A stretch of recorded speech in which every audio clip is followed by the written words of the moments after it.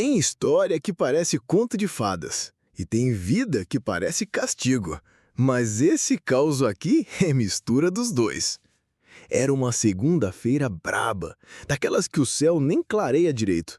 E no meio da chuva fina, com o jornal amassado servindo de abrigo e o estômago cantando mais alto que sabiá em agonia, lá estava ele, Joãozinho, 10 anos, magro como promessa de político, mas com os olhos mais vivos que relâmpago em céu limpo. Ele ficava na frente de um restaurante chique da cidade, onde os carros brilhavam mais que alma lavada e os homens tinham gravata mais cara que a casa dele inteira. Isso se ele tivesse casa, né? João não pedia esmola, ele oferecia serviço, como dizia com orgulho. Limpa o sapato, patrão, faço brilhar mais que pensamento bom. O menino já tinha aprendido que o mundo olha diferente para quem serve com o que tem. Agora, escuta isso aqui. Naquela manhã, um carro preto encostou. Grandão, janelas fumê, do tipo que parece carregar gente que não pisa no chão. Saiu de lá um homem elegante, terno alinhado, cabelo que parecia pintado a pincel e um relógio que poderia comprar 3 vidas de João. João correu na direção, pano na mão, sorriso tímido. Posso limpar seu sapato, moço? O homem olhou, mediu o menino com olhos de quem não enxerga. Só avalia. Pode. E esticou a perna, impaciente. João se agachou, ajoelhou no chão molhado sem reclamar. Começou o ritual como se estivesse limpando uma coroa. Cuidadoso, silencioso. E foi nesse silêncio que o homem olhou e congelou. Qual o seu nome? João, senhor. E sua mãe? Não conheci. Fui criado num abrigo. Saí de lá com 7. Agora me viro. O homem pareceu engolir seco. A mão tremeu. O relógio brilhou. O sapato ficou parado. Mas o coração dele, esse parecia querer correr dali. João terminou o serviço e disse sorrindo. Pronto, tá novo. O homem botou a mão no bolso, tirou uma nota alta, muito alta, e entregou. Guarda isso, mas não gasta tudo em besteira. João arregalou o olho. Quis recusar, mas a fome não deixava ser orgulhoso demais. Obrigado, senhor. E você mora onde? Ali atrás da rodoviária, mas só quando não tem polícia mandando a gente correr. O homem não respondeu. Entrou no carro, ficou lá, parado. Ligou o carro, desligou. Olhou pelo retrovisor e, pela primeira vez em muitos anos, chorou. O mundo gira, e às vezes gira com gosto. O que João não sabia era que aquele homem sabia mais sobre ele do que parecia. Mas aí já é assunto para o próximo capítulo. Tem gente que nasce com um sobrenome mais pesado que chumbo, e culpa que não sai nem com água benta. O nome dele era Otávio Brandão. Empresário, dono de redes de hotéis, postos, terras e silêncios. Muitos silêncios. Desses que a gente aprende a carregar como se fossem parte do corpo. Um homem que tinha tudo que o dinheiro pode comprar, menos o que ele queria esquecer. Na juventude, ele foi o que chamavam de espírito livre, rico, mimado e inconsequente. Passava pelas mulheres como quem atravessa poça d'água, sem olhar depois, e sujando tudo ao redor. E num desses dias surgiu pra valer. Era verão quando conheceu Marina, uma moça simples. Trabalhava como copeira na fazenda dos pais dele. Olhos de jabuticaba, riso fácil e um jeito que desarmava até cachorro bravo. Ele se encantou, mas não amou. Só brincou. Ela sim, amor. De corpo, alma e futuro. Acreditou nas palavras doces, nas promessas sussurradas à noite, nos abraços escondidos atrás do curral. E quando descobriu que carregava um filho dele, foi como se o chão abrisse sobre os pés dela. Otávio negou, disse que não podia ser, que devia ser de outro, que ela estava louca. E os pais dele, ao saberem, mandaram Marina embora. Sem direito a nada, sem ouvir, sem acolher, como se fosse sujeira. Anos depois, a culpa abateu. Mas aí já era tarde. Ou, pelo menos, era o que ele achava. Porque naquele dia, ali, na calçada molhada, quando viu os olhos de João, sentiu como se o tempo voltasse. Aqueles olhos eram dela, idênticos, como se o passado tivesse voltado para cobrar. Otávio passou o dia inquieto. Cancelou reuniões, desmarcou almoços, ficou trancado no escritório olhando para o nada. À noite, voltou ao restaurante. O carro preto, o mesmo lugar, mas João não estava. "Você está ficando louco, Otávio", disse para si mesmo. Pode ser só coincidência, mas no fundo ele sabia. Não era. No outro dia foi mais cedo. E lá estava João, com a mesma camisa surrada, o mesmo brilho no olhar cansado. "Oi, senhor. Quer limpar de novo?" Otávio olhou, respirou fundo, sentou-se no banco da praça ao lado. "Não, hoje eu só quero conversar." João ficou desconfiado. Gente rica não conversa com gente como ele. "Sobre o quê?" "Sobre você. Sobre sua vida." João sentou no chão mesmo, abraçou os joelhos. "Não tem muito o que dizer. Acordo, tento comer, limpo o sapato e durmo tentando esquecer." "E seu pai? Nunca conheceu?" O menino riu. Daqueles risos tristes. "Me disseram que ele era um canalha, que largou minha mãe antes de eu nascer. Mas eu não jogo, não. Tem gente que some porque não presta. Tem gente que some porque tem medo." Otávio sentiu a frase como uma martelada no peito. "E sua mãe?" "Morreu quando tinha 3 anos. Nem lembro do rosto dela, só do cheiro. Lavanda com sabão, igual roupa estendida no sol." Otávio fechou os olhos. Marina usava esse perfume? O silêncio entre os dois foi tão profundo que dava para ouvir o coração bater. Ou talvez fosse só o arrependimento ecoando. "Se eu te disser que talvez eu conheça seu pai, o que você faria?" João franziu o senho. "Não sei. Depende. Se ele for uma pessoa ruim, prefiro continuar sozinho. Se for uma pessoa boa, talvez se eu pudesse perguntar por que me deixou." Otávio não respondeu. Levantou e disse apenas: "Amanhã, à mesma hora, eu volto." E foi embora sem olhar para trás. Mas dessa vez com os olhos molhados. Dizem que quem procura, acha. Mas ninguém avisa que o que a gente acha pode ser pior do que o que perdeu. Naquela noite, Otávio não dormiu. Não porque o travesseiro fosse ruim, era de pluma de ganso, caro, importado, mas porque a consciência dele, essa sim, era dura feito pedra e fria como o mármore do jazigo de Marina.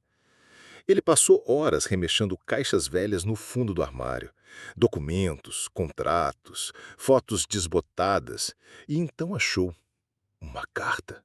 A única que Marina mandou anos atrás, antes de morrer no parto. Nunca aberta.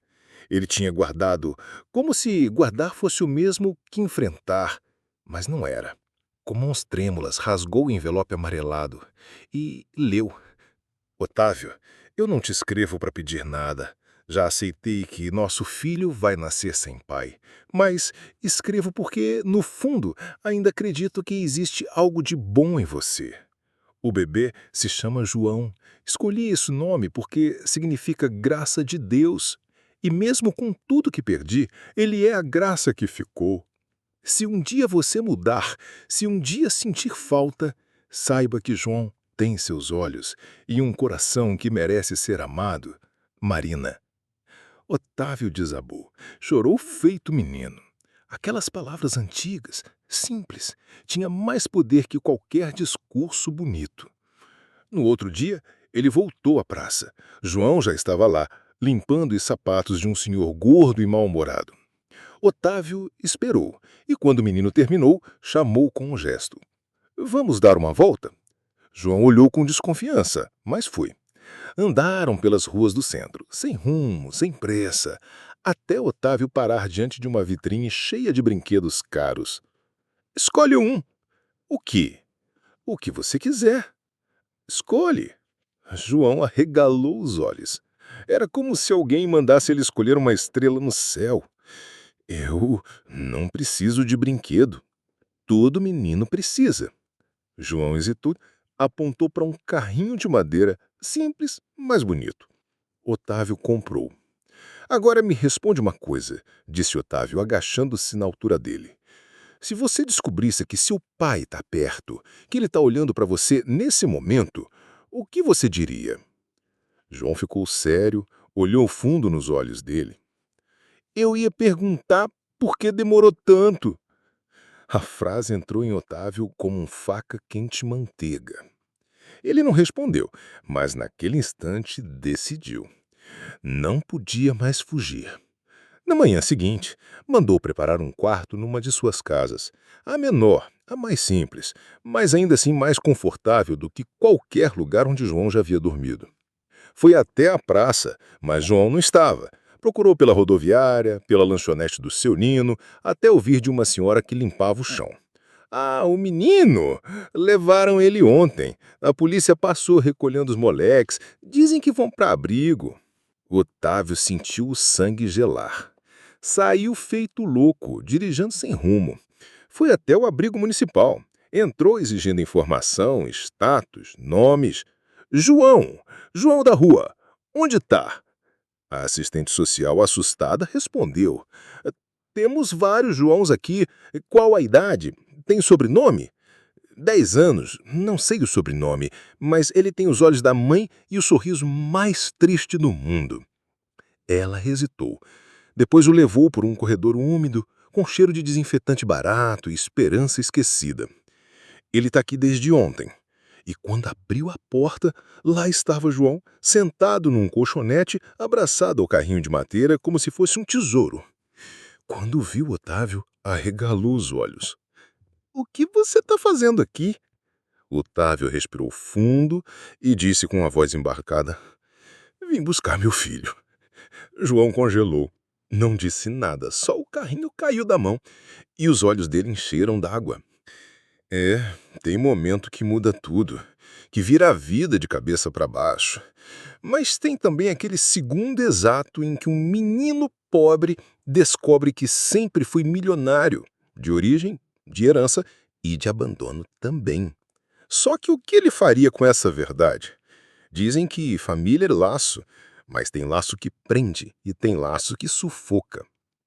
João ficou ali, parado, olhando para aquele homem elegante que até 2 dias atrás era só mais um cliente de sapato sujo. Agora dizia ser pai. P-A-I. Uma palavra que João só conhecia de ouvir os outros gritarem no parquinho ou reclamarem ao Natal. Otávio estendeu a mão, mas João não se mexeu. Por que agora? Perguntou o menino com a voz embarcada. Por que só agora? Otávio sentiu o peso daquelas palavras como um tijolo nas costas. Ele não respondeu. Mas porque eu fui covarde, João, porque eu tive medo e porque eu estou tentando ser um homem diferente do que eu fui. João olhou para ele como quem olha um estranho tentando se vestir de verdade e disse seco. A Marina, ela morreu sozinha, sabia? Otávio fechou os olhos. Sentiu cada sílaba como uma punhalada, mas não respondeu. Ela morreu e ninguém veio buscar, ninguém chorou, só deixaram ela lá assim, como se fosse ninguém. Eu nem lembro do rosto dela, só do cheiro. Silêncio. E você vem agora, com roupa bonita e cheiro de carro caro, dizer que é pai? Otávio ajoelhou no chão na frente do filho, com os olhos vermelhos e a alma aberta como ferida. Eu não posso mudar o que fiz, nem trazer sua mãe de volta, mas posso ser o homem que ela acreditava que eu podia ser. Me dá essa chance. João não respondeu. Ficou ali, imóvel, as mãos tremendo, o carrinho de madeira no colo, como se fosse escudo. No abrigo, a assistente social assistia tudo em silêncio, mas depois de um tempo, Chamou Otávio num canto. O senhor quer levar menino? Quero. Então vai ter que passar por processo. Adoção formal, teste de DNA, avaliação psicológica. Não é só querer. Eu passo por tudo, mas ele vem comigo. Ela assentiu. E ele quer? Otávio olhou para trás. João agora observava pela janela, olhando os carros passarem como se o mundo estivesse em câmera lenta. Ainda não sei, mas vou esperar o tempo que for preciso. Nos dias que seguiram, Otávio ia todos os dias ao abrigo. Levava livros, lanches, sentava no chão com João, jogavam no dominó, falavam de futebol, riam, calavam.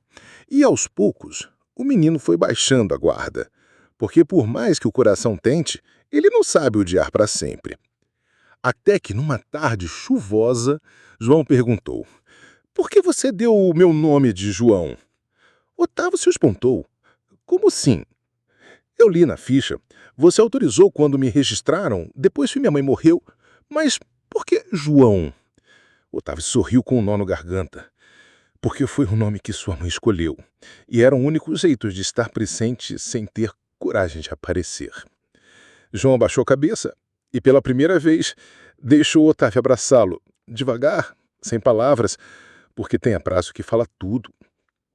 Na semana seguinte, começaram os exames, as visitas técnicas, os pareceres jurídicos. O DNA confirmou que os olhos já gritavam. João era filho de Otávio, herdeiro legítimo de um império e de uma ausência também. A notícia, claro, vazou. A imprensa adorou. Executivo milionário reconhece filho abandonado nas ruas. Menino engraxate a herdeiro de fortuna. O novo príncipe da calçada. Mas enquanto os jornalistas se esfregavam de alegria, João só queria dormir sem medo, comer sem pressa e ser chamado pelo nome, não pelos cliques. Otávio preparou um quarto lindo para ele. Janelas grandes, cama macia, livros por todo lado. Mas na primeira noite que João passou lá, ficou em pé num canto sem se deitar. "Tá tudo bem?" perguntou Otávio. João respondeu: "É que nunca dormi em cama de verdade. Tenho medo de sonhar demais e acordar de volta na rua." Otávio se ajoelhou, tirou os sapatos dele e disse: "Então sonha, e se acordar na rua, eu vou te buscar toda vez que for preciso." E ali naquela noite, João dormiu. Não como um menino rico, mas como um menino amado. Só que a história ainda tinha muito para doer, porque nem todo mundo queria que João herdasse o que era seu por direito. E no próximo capítulo, você vai descobrir quem tentou impedir tudo. Família, meu amigo, é igual rio. Tem braço que acolhe e tem braço que afoga. E se tem uma coisa que dinheiro não compra, é a aceitação dentro da própria linhagem. Quando Otávio assumiu publicamente João como seu filho legítimo, o que choveu de aplauso da imprensa foi proporcional à tempestade que caiu dentro da mansão da família Brandão. Porque rico, quando mexe no passado, não encontra sua foto antiga não, encontra a cobra enrolada no cofre. A primeira a reagir foi Teresa, a irmã mais velha de Otávio. Uma senhora atura, com cara de missa de 7º dia e coração de diretoria. "Isso é um absurdo, Otávio. Você perdeu o juízo? Vai colocar um moleque da rua na linha de sucessão?" "Não é moleque, é meu filho." "Seu filho o quê? Conveniente. Só agora, depois de velho, você resolve ser pai, né?" "Tô tentando corrigir o que eu destruí." "Corrigir ou garantir que o nome Brandão vire chacota nacional?" Otávio não respondeu. Sabia que com Teresa não se vencia no grito. Mas o que ele não esperava era que ela fosse mexer as peças no tabuleiro. Dias depois, João começou a notar olhares diferentes dos empregados. Frases sussurradas, sorrisos falsos. Numa tarde, entrou na cozinha e ouviu uma das funcionárias cochichando com a outra.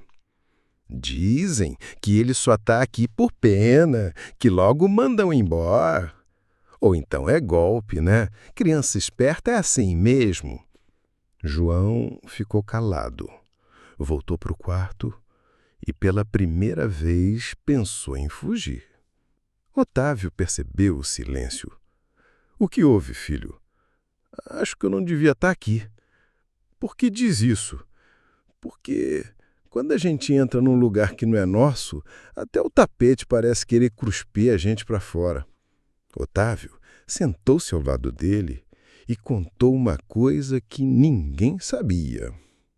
Quando eu tinha sua idade, meu pai me disse que se eu não me tornasse um homem forte, a família me engoliria.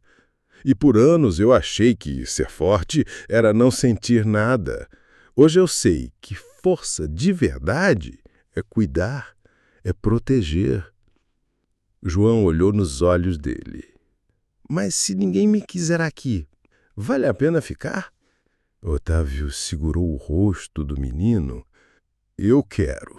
E enquanto estiver vivo, esse lugar também é seu. Mas nem todos pensavam assim. Teresa, em silêncio, contratou um advogado. Entrou com um pedido judicial de investigação da paternidade, alegando que João podia ser uma farsa para abocanhar parte da herança. E quando Otávio soube, quase caiu sentado. Você enlouqueceu, Teresa!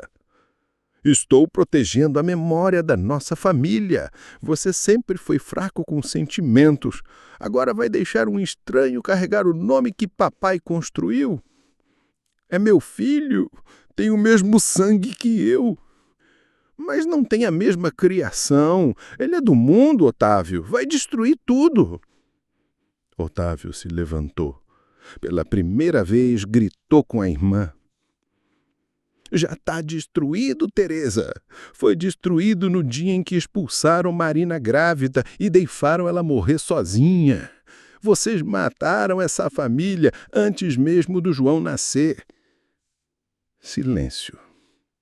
Ela não respondeu. Só saiu batendo os saltos no chão, como quem se recusa a ouvir o barulho da própria consciência. Mas o estrago já estava feito. A justiça exigiu novos exames, revisão documental, interferência da promotoria. João virou manchete de novo. Herdeiro ou impostor? Menino do asfalto pode perder fortuna. Família Brandão em guerra pelo sangue. E no meio disso tudo, João se calava. Até que uma noite sumiu. Sem deixar bilhete, sem mochila, sem pistas. Otávio vasculhou a cidade, ligou para a imprensa, para a delegacia, contratou detetive. Ele não levaria o dinheiro, nunca ligou para isso. Ele levou só a dor. Murmurou olhando pela janela. E enquanto o pai chorava, João caminhava pelas ruas frias, com um coração quente de raiva e abandono. Porque não existe riqueza maior que o amor, mas também não existe pobreza pior que ser rejeitado por quem devia proteger. E o que João vai fazer agora é o que ninguém imagina. João andou sem olhar para trás. Não levou nada. Nem o carrinho de madeira, nem as roupas novas, nem o nome que mal teve tempo de aprender a carregar. Só levou o que sempre carregou, o peso de não pertencer a lugar nenhum. Caminhou pelas avenidas iluminadas demais para quem vem da escuridão. O vento cortava como navalha, mas ele nem sentia mais frio. O coração já tinha congelado por dentro. Dormiu na calçada do mesmo restaurante onde conheceu Otávio.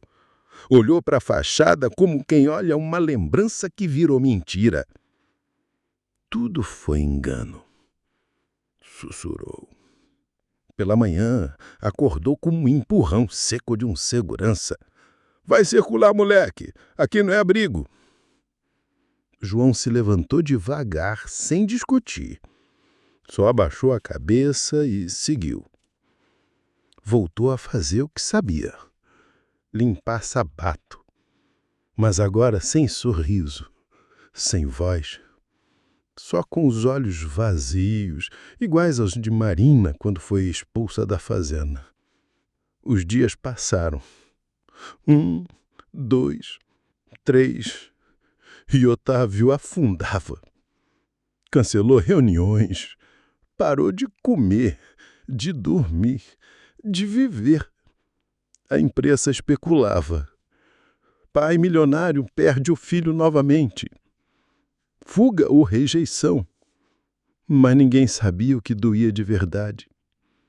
O medo de ter perdido a chance de fazer o certo.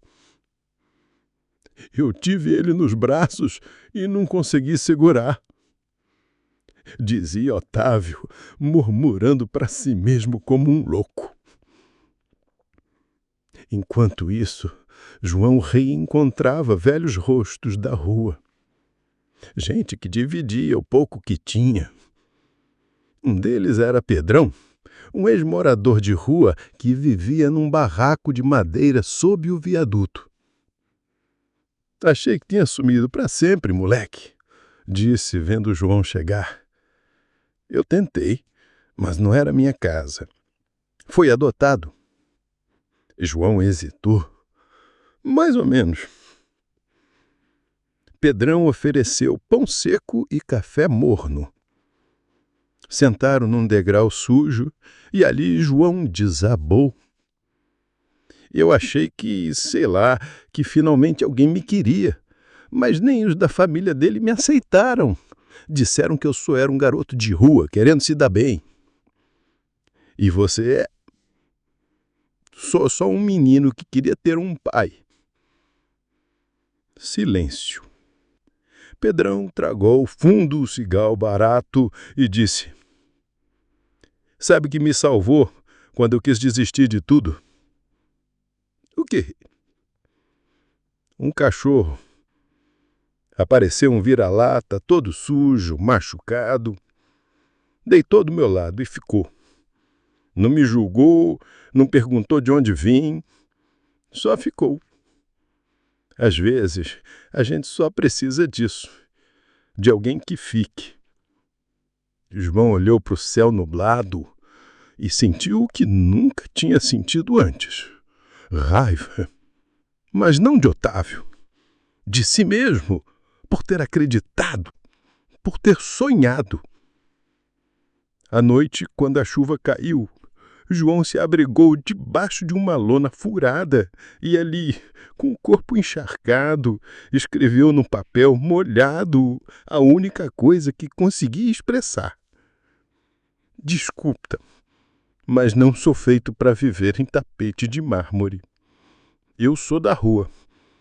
E a rua não mente. Enquanto isso, Otávio vasculhava cada beco, cada praça, cada abrigo. Mostrava fotos, pagava recompensas, distribuía panfletos com a cara do filho que o mundo parecia querer apagar de novo. Ele só tem 10 anos, não pode sumir assim. E foi quando recebeu uma ligação.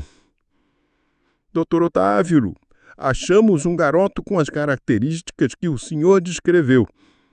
Está num posto de saúde, com febre alta. Dormiu na chuva. Otávio voou até lá, invadiu o corredor como um pai desesperado e encontrou João, num leito simples, de lençol rasgado e coração partido. O menino, de olhos fechados, murmurava algo entre o delírio da febre. Mãe, me leve embora daqui. Otávio ajoelhou ao lado da cama. Chorou em silêncio. Não me deixa perder você de novo. Pegou a mão do menino, apertou firme. Pela primeira vez, não como empresário, nem como herdeiro, mas como pai. Se você acordar, eu largo tudo. Largo empresa, cargo, dinheiro, mas não largo você. E ali, no meio do barulho dos monitores e do gotejar lento do soro, O silêncio do quarto parecia mais verdadeiro do que todas as promessas do mundo. Porque quando a dor é grande demais, até o corpo pede para dormir. Mas será que João vai acordar? E se acordar, vai perdoar? Tem dor que não grita, mas consome por dentro, igual vela acesa no escuro. Foi assim que João ficou, apagando devagarinho, como quem some para não incomodar mais. O posto de saúde era simples. Camas de ferro, paredes descascadas, cheiro forte de álcool misturado com esperança vencida. E ali, no meio daquele cenário de abandono, João dormia. Ou melhor, lutava contra uma febre que parecia que ia levá-lo para longe. Otávio não saiu do lado dele. Por 3 dias e 3 noites, ficou sentado na mesma cadeira de plástico. De terno? Nada. De aparência? Nem lembrava mais disso. Cabelo desgrenhado, olheiras fundas e olhos perdidos, porque ali não era o empresário que estava sentado, era o pai. Um pai quebrado. Acorda, Joãozinho, murmurava.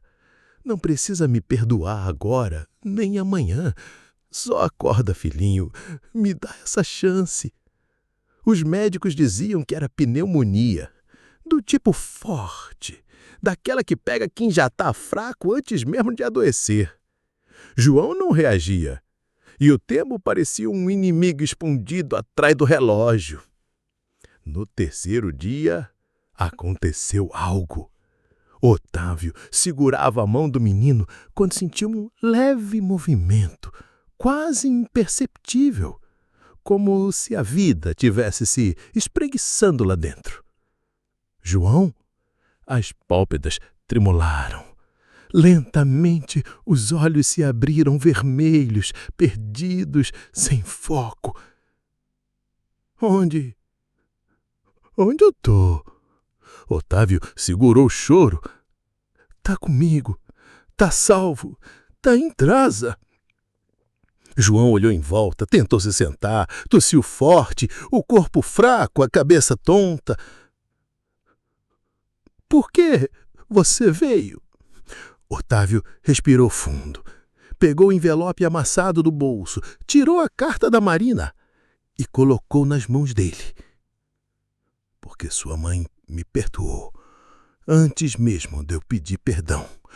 E você é a única coisa certa que eu deixei passar, errado por tempo demais. João leu devagar. As mãos tremiam, as lágrimas escorreram antes mesmo da leitura terminar. Ela acreditava em você, mesmo quando eu não merecia. E você ainda acredita que eu sou seu filho, mesmo com o que estão dizendo? Otávio encostou a testa na dele e disse, com voz firme, você não é meu filho porque um papel disse. É porque o coração gritou quando te viu. E agora que te encontrei, ninguém me separa mais de você. Nem o mundo, nem o sangue ruim da nossa família, nem você mesmo se tentar fugir de novo. João chorou. Chorou como nunca tinha chorado. Não era só febre, era passado saindo pelo olho. Era a alma lavando o que ficou encardido por dentro. Os médicos entraram. Otávio se afastou um pouco. Ele vai ficar bem, disseram, mas precisa de repouso, alimentação e acompanhamento. Vai ter tudo isso e mais, respondeu Otávio. 2 dias depois, João teve alta, mas não quis voltar para a mansão. Ainda não. Posso ir para outro lugar com você? Um lugar que seja só nosso? Otávio entendeu. Levou o menino para uma casa pequena, no campo, antiga, que ele mantinha fechada havia anos. Lá, sem luxo, sem criados, sem pressão, os dois começaram a se conhecer de verdade. Passavam o dia jogando xadrez, plantando hortinha, ouvindo rádio velho e contando causos. E a cada sorriso de João, Otávio via um pedaço de Marina voltando. Até que um dia, durante o café da manhã, João perguntou: "E se eu nunca quiser usar seu nome?" Otávio sorriu com serenidade. "Então a gente cria outro, um só nosso, porque mais importante que um nome é quem você escolhe ser." João pensou, bebeu leite com chocolate. "Então me chama de João, só João, o que brilha sapato e escuta a gente." Otávio estendeu a mão. "Combinado." E ali selaram um pacto, não de herança, mas de amor. Só que lembra da Teresa? Ela não esqueceu e agora preparava o golpe final. Porque se tem gente que não suporta ver o amor vencer, é quem vive abraçado com o poder. E o que ela vai fazer no próximo capítulo vai botar tudo a perder. Tem gente que nasce para dividir o pão e tem gente que nasce para esconder a faca atrás do guardanapo. E se tem uma coisa que a Teresa Brandão sabia fazer, era usar luva de veludo para dar tapa de ferro. Enquanto Otávio e João reaprendiam a viver naquela casinha modesta, cercados de silêncio e afeto, Teresa armava, com frieza de quem já não sente nem vergonha. Porque para ela, o nome da família era mais importante que o sangue. E o sangue, mais importante que qualquer amor tardio. Primeiro, ela moveu peças no judiciário. Contratou um dos melhores advogados da capital. Um homem que parecia ter sido esculpido em pedra e treinado para vencer até no erro.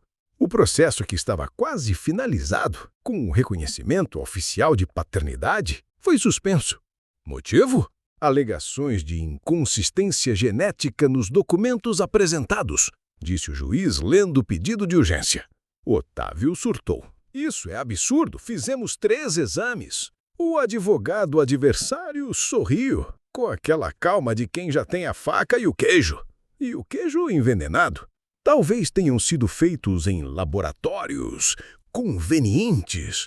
João, do lado de fora da audiência, só ouvia os gritos abafados por trás das portas de madeira. Não entendia tudo, mas sentia que, de novo, estavam tentando tirá-lo de onde mal teve tempo de ficar.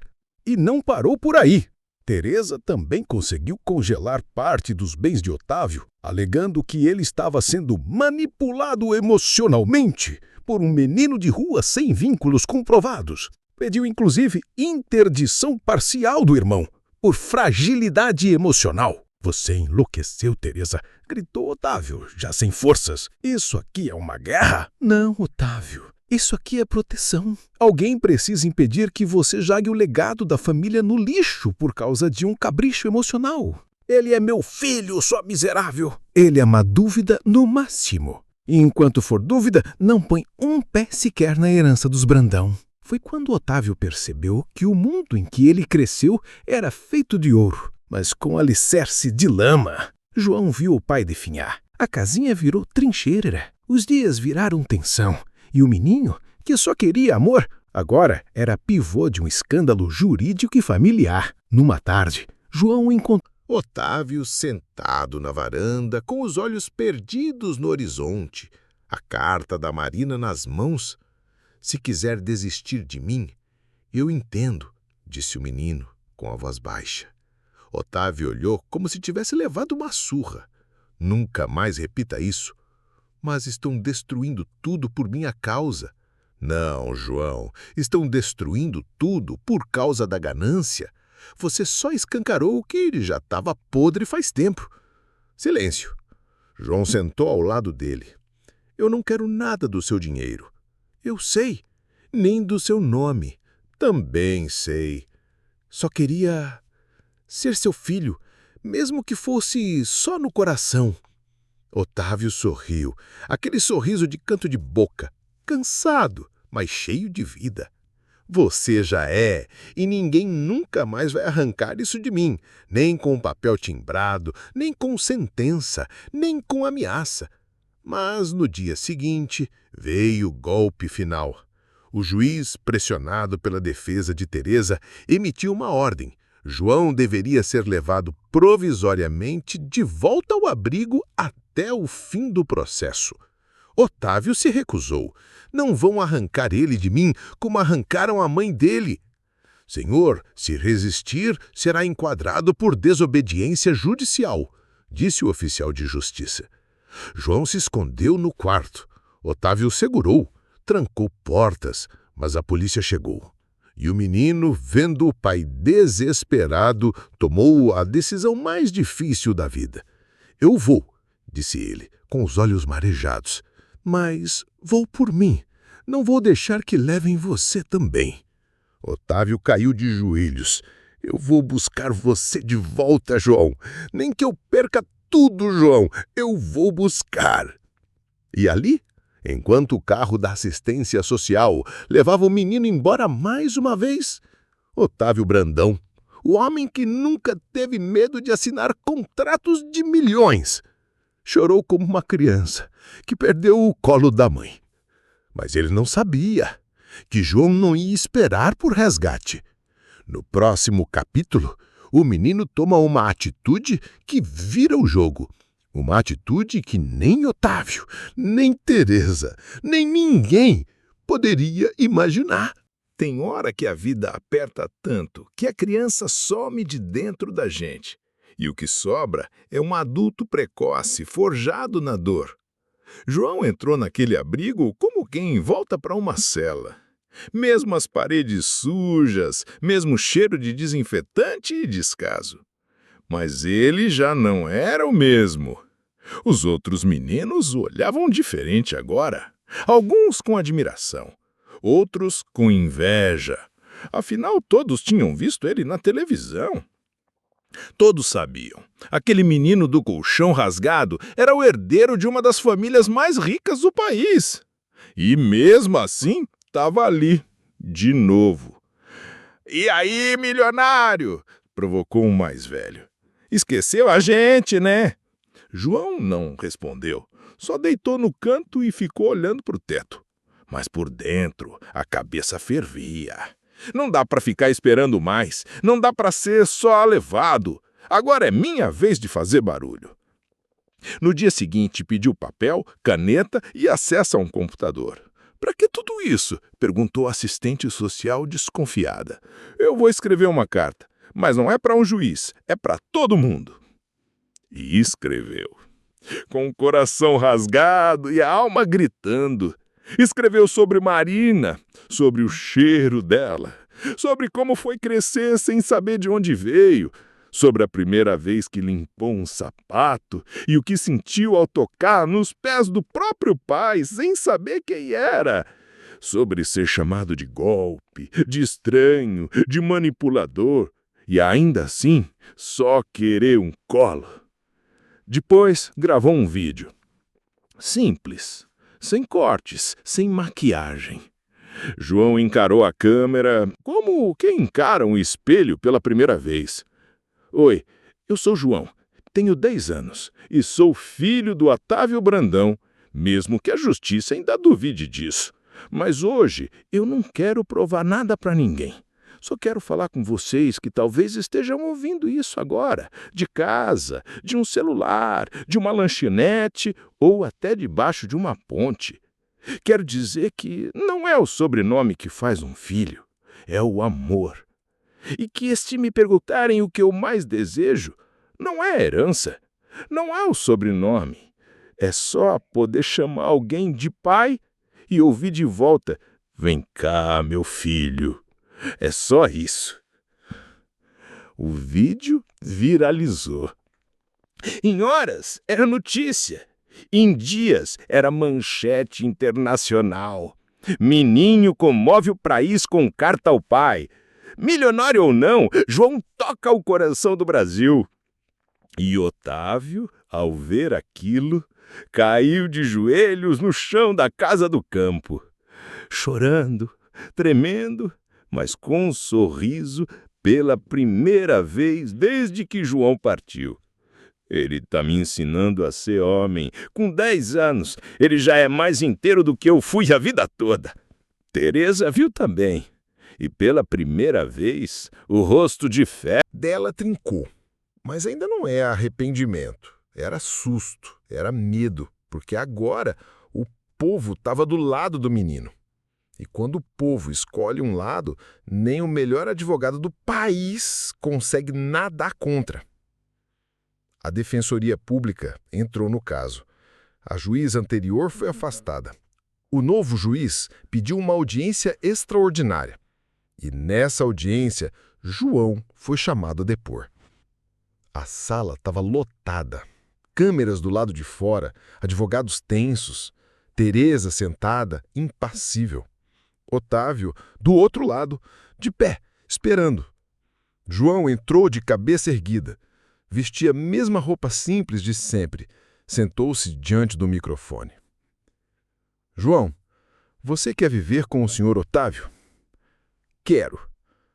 Mesmo sabendo que pode abrir mão de benefícios legais se a paternidade for contestada? João olhou para Otávio e disse: eu não quero o nome dele. Eu não quero o dinheiro dele. Eu só quero ser o filho dele. Isso ninguém mais pode tirar de mim. Silêncio. E o que você espera da justiça?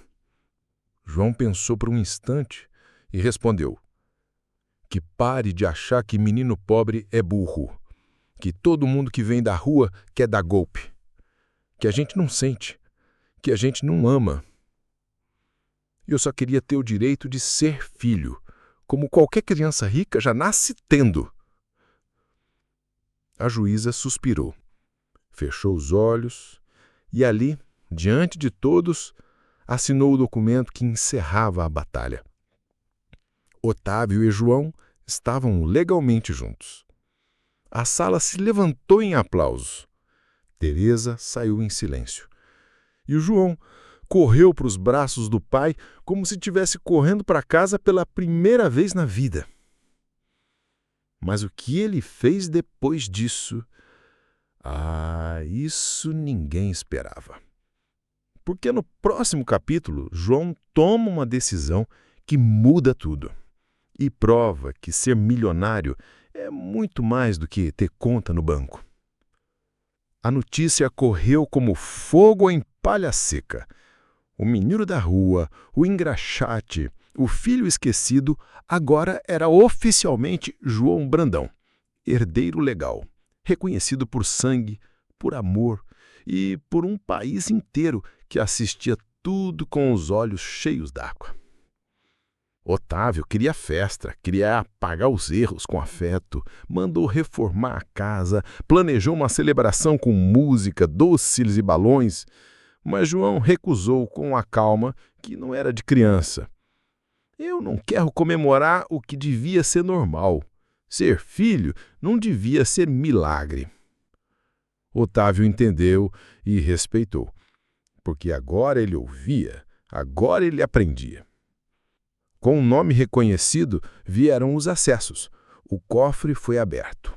Os advogados reuniram João numa sala luxuosa, cheia de pastas, contratos e cifras que davam vertigem em qualquer um. Herdeiro legítimo, o senhor João Brandão tem direito a 42% dos ativos imediatos da holding familiar, disse um contador, com voz engomada. Isso representa cerca de 168 milhões de reais, fora os dividendos futuros. João olhou aquilo como quem olha um número de outro planeta, mas não sorriu, nem se empolgou, só perguntou: quantas crianças vivem hoje nos abrigos que eu passei? Silêncio. Quantas têm chance de sair de lá? Quantas vão morrer sem saber o que é ter um pai ou uma mãe? Mais silêncio. Otávio se remexeu na cadeira. João então se levantou. Eu vou usar o que tiver que usar para estudar, para comer, para viver. Mas o resto vai ser devolvido. Devolvido para quem? Perguntou um dos advogados, incrédulo. Para quem ainda está lá. Para o João que não conseguiu fugir da chuva. Para a Marina que não teve voz. Para o Pedrão do viaduto. Para todo mundo que o sistema esqueceu. E ali, João Brandão assinou a criação da Fundação Marina, em homenagem à mãe. Com 80% de sua fortuna pessoal destinada à construção de abrigos humanizados, clínicas de apoio, escolas de acolhimento e um programa nacional de adoção com foco em crianças maiores de 7 anos, aquelas que, estatisticamente, ninguém quer.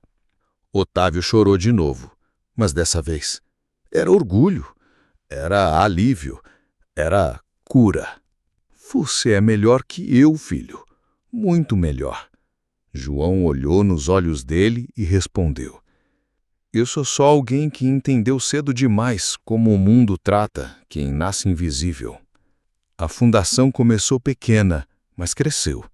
E com ela cresceu também o menino, não de tamanho, mas de alma. João voltou a estudar, gostava de livros de filosofia, de ler sobre os gregos. Certa vez escreveu numa folha e colou na parede do quarto. Quem sofre, aprende. Mas quem transforma a dor em ponte, constrói futuro. Nos anos seguintes, a história dele virou documentário, matéria de revista, palestra de escola pública. Mas João nunca se deslumbrou. Continuava limpando os próprios sapatos, mesmo com dezenas de pares novos no armário. É para não esquecer de onde vim, dizia com meio sorriso. E quando perguntavam se ele guardava mágoa da Teresa, ele respondia: a gente não cura o mundo com raiva, cura com escolha. E eu escolhi não ser igual a ela.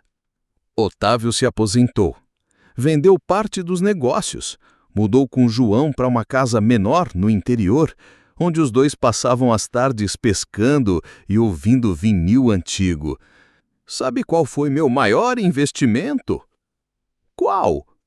Um sapato limpo. Calçada de um restaurante. O resto foi juros do destino. João ria. Mas numa noite fria, sozinho no quarto, abriu uma caixinha de madeira que guardava em segredo. Dentro estava a carta da mãe, o paninho com que limpava sapatos e o primeiro carrinho de madeira. Pegou tudo com cuidado e disse baixinho: eu consegui, mãe, mas foi por sua causa. Porque, no fim, João nunca foi só um menino pobre, nunca foi só um milionário. Ele foi ponte, foi semente, foi eco daquilo que um dia tentaram calar. E o mundo? O mundo aprendeu a ouvi-lo. João nunca esqueceu o som da porta enferrujada do abrigo. Era um rangido comprido, triste, como se o próprio lugar chorasse cada vez que se abria para mais uma criança largada pelo mundo. Agora, anos depois, voltou ali, mas não como menino. Voltou como símbolo, como nome, como voz. O prédio ainda era o mesmo. Paredes amareladas, chão gasto, funcionários correndo de um lado para o outro com mais papel na mão do que esperança no bolso. Mas algo mudou no ar. As crianças, ao vê-lo, se calaram primeiro. Depois sussurraram. E então correram, uma por uma. É ele, o menino da TV? O que virou filho de rico? Ele tem cheiro de perfume? João se abaixou, deu risada. Não, tem o cheiro de pau com manteiga. Alguém aí tem... Riram juntas, como se o tempo tivesse aberto uma fresta para a alegria passar. A diretora do abrigo, uma senhora gasta, mais firme, o recebeu emocionada. Nunca pensei que você fosse voltar. Eu nunca fui embora, só fui buscar ferramenta. E tirou do bolso uma carta. Entregou a ela com mãos firmes. A partir de hoje, este abrigo faz parte da Fundação Marina. Vai ser reformado, rebatizado e ninguém mais aqui vai dormir com fome. Ela segurou o papel como se fosse milagre impresso. Por quê, João? Porque se eu tivesse ficado mais um mês aqui, talvez eu não tivesse resistido. Quero que o próximo João resista mais do que eu. Na mesma semana, obras começaram, não só ali, mas em mais 20 unidades pelo país. João passou a viajar constantemente, não como político, nem como astro, mas como alguém que entendia de perto o barulho que o abandono faz dentro do peito. Foi chamado para debates, premiado em congressos, aplaudido por líderes mundiais. mas nunca deixou de voltar ao restaurante onde tudo começou, onde limpou o sapato do próprio pai. Uma noite, entrou lá de novo. Sentou sozinho, pediu o prato mais simples do cardápio. O garçom novo não reconheceu. Deseja algo mais? João sorriu. Só silêncio e café. Mas pode deixar que a conta eu pago. Agora eu posso. O garçom sorriu sem entender. Do lado de fora, Otávio esperava no carro. Cabelos brancos, olhar calmo. Uma serenidade que só quem viveu todas as dores consegue carregar sem se curvar. Vamos, vamos. E partiram, pai e filho, sem pressa. Porque a vida já não era corrida, era caminho. A casinha no campo, que antes parecia pequena, agora era mundo. João havia transformado aquele lar simples num lugar de reconstrução, de cura, não só para ele, mas principalmente para Otávio, o velho empresário, agora mais pai do que magnata, trocou as reuniões por redes na varanda, os lucros por legumes no quintal e os contratos por conversas ao pôr-do-sol. Já não usava terno, nem relógio de ouro. Usava tempo, e tempo, para ele, agora era o bem mais precioso. João também mudava. Estava crescendo. A voz engrossava, os ombros alargavam, mas o que mais chamava atenção era a forma como ele carregava o mundo sem perder a leveza. Ele continuava acordando cedo, limpando o quarto com a mesma disciplina do abrigo e escrevendo cartas à mão todas as noites. Essas cartas ele guardava numa caixa de sapato velha, a única que fez questão de manter, uma caixa com o nome da mãe rabiscado em cima. Marina. Ninguém lia, nem ele relia, mas escrevia como se fosse um ritual sagrado, como se cada linha fosse um tijolinho, reconstruindo um templo dentro de si. Otávio, por outro lado, mantinha uma dor silenciosa. Apesar da paz aparente, o peso das décadas de omissão às vezes voltava durante a madrugada, em forma de insônia, de suspiros longos e olhares perdidos. Certa noite, ao passar pela porta do quarto de João, ouviu o menino lendo em voz alta uma carta recém-escrita. Hoje, mãe, vi o papai chorando enquanto olhava uma roseira. Ele acha que disfarça bem, mas eu vejo. Às vezes, ele caminha como quem carrega um corpo a mais nas costas. Acho que é o dele antigo, o que ele tenta enterrar. Mas, aos poucos, ele deixa esse peso cair. E cada vez que faz isso, eu amo mais ele. Otávio fechou os olhos, encostou a testa na madeira da porta, chorou em silêncio. Pela primeira vez, não por culpa, mas por gratidão. Na manhã seguinte, entrou no quarto de João e deixou sobre a escrivaninha um envelope com sua caligrafia trêmula. Era curto, mas pesado. Filho, eu nunca tive coragem de escrever para sua mãe. Hoje escrevo para você, porque sei que você é metade dela.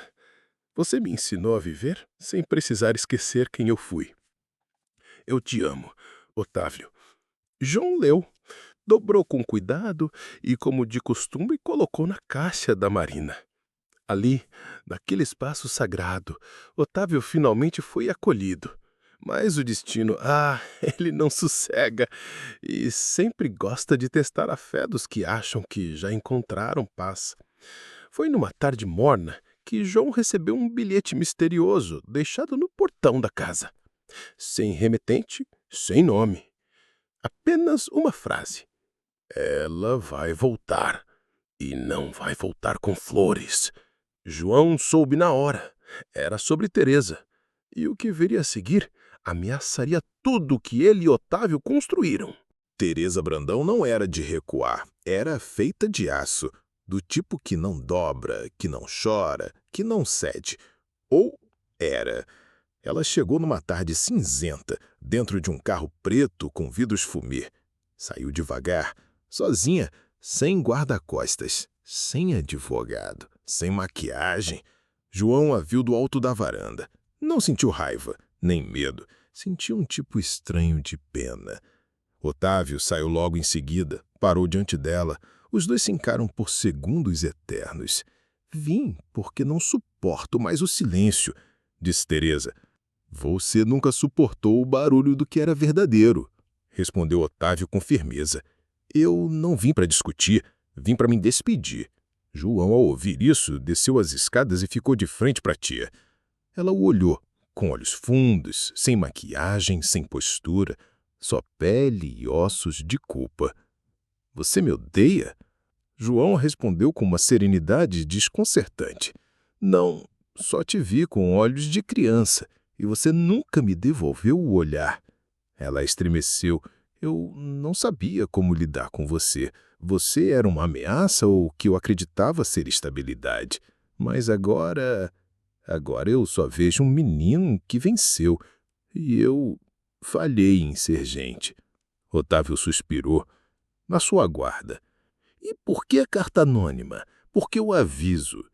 Porque o restante da família quer tomar tudo de volta. Estão dizendo que você manipulou a mídia, a justiça e que João foi usado como peão emocional. Eles vão abrir um novo processo. Vão tentar invalidar tudo. E você? Vai com eles? Não, dessa vez não.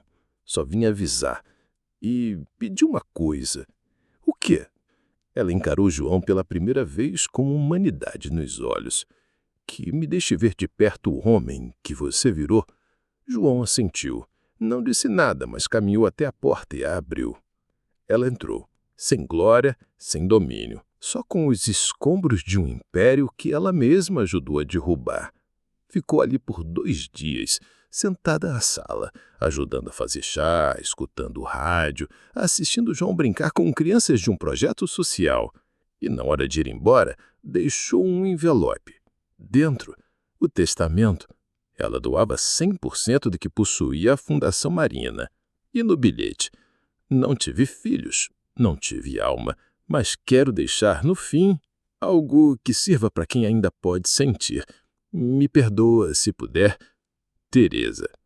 A vida não muda de uma vez. Ela vai se curvando devagar como o galho crescendo em direção ao sol. E foi assim que João transformou a própria história numa ponte, discreta, firme e capaz de levar muitos outros por onde ele quase não passou. Quando a Fundação Marina completou seu 3º ano de existência, já era considerada uma das maiores iniciativas privadas de acolhimento infantil da América Latina. O número que aparecia nos relatórios era impactante. Mais de 9.000 crianças resgatadas de abrigos insalubres, das ruas, da miséria institucionalizada. Mas o número que importava para João não estava em planilha. Era o sorriso da menina que correu até ele num abrigo em Recife e disse: "Tio João, aqui a gente toma banho de verdade e tem biscoito recheado toda sexta." Era o abraço tímido do garoto em Cuiabá, que cochichou: "Ninguém nunca me chamou pelo nome inteiro antes." Era um menino de Belo Horizonte que o presenteou com uma tampinha de refrigerante e disse: "É para quando você tiver sede de continuar." João guardava tudo, cada carta, cada foto, cada história. Transformou um cômodo da casa em memorial. Lá não havia quadros de prêmios nem placas de vidro. Só papel de caderno com letras tortas. Desenhos feitos com lápis de cor, bonequinhos de papelão. Era, como ele chamava, o Museu dos Invisíveis. Otávio, cada vez mais cansado, observava tudo com orgulho silencioso. Às vezes entrava no museu e ficava ali por horas, olhando uma cartinha específica com a caligrafia de uma menina que dizia: "Você me fez acreditar que mãe não é só quem coloca no mundo, mas quem segura a mão." Certo dia, enquanto João voltava de uma viagem ao norte do país, Otávio esperava na porta da casa, sentado numa cadeira de balanço. "Vem cá, filho. Quero te mostrar uma coisa." Entraram juntos num quartinho nos fundos da propriedade.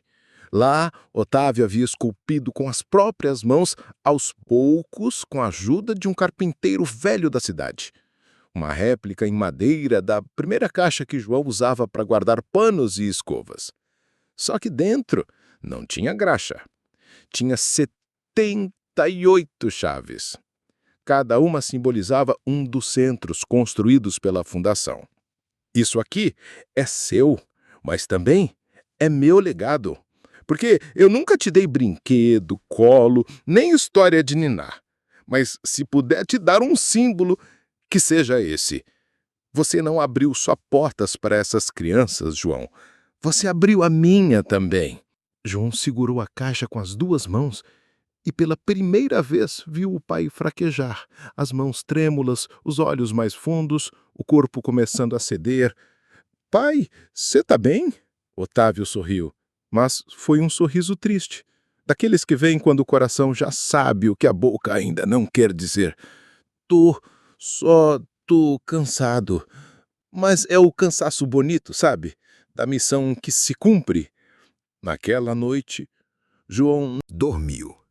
Ficou observando o pai respirar e escreveu em sua caderneta: talvez o tempo não cure tudo, mas ensina a gente a deitar no colo da dor e ainda conseguir sonhar. 2 semanas depois, a Fundação inaugurou seu maior projeto, um complexo de ensino, saúde e arte em um terreno onde antes existia um lixão urbano. João deu um discurso com os pés descalços, sentado no chão, rodeado de crianças. Hoje, esse lugar deixa de ser resto e vira recomeço, porque ninguém nasceu para ser invisível e ninguém vai morrer sem ser lembrado. A multidão aplaudiu, mas naquela mesma noite, uma nova ausência se aproximava. E o mundo de João estava prestes a viver seu silêncio mais profundo.